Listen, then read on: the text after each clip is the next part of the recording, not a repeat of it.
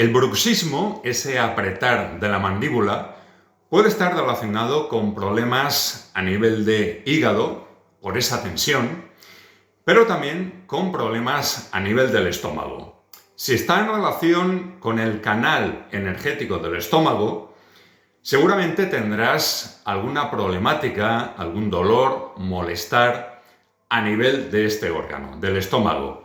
Si es así, puedes masajear, porque el canal del estómago, estamos hablando del canal energético, pasaría por lo que es la mandíbula.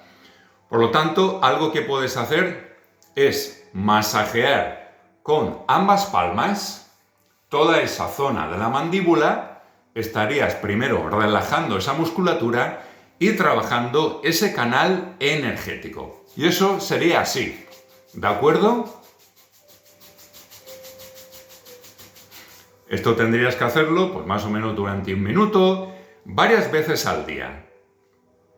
Y luego también vas a hacer una presión también en la mandíbula y, como no, en ese canal energético del estómago. Con la punta de los dedos vas a presionar aquí, en toda la mandíbula, por supuesto, en ambos lados, porque el canal del estómago es bilateral. Presionas aquí, ahí,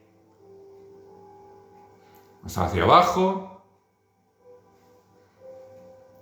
hasta antes de la barbilla. Vas presionando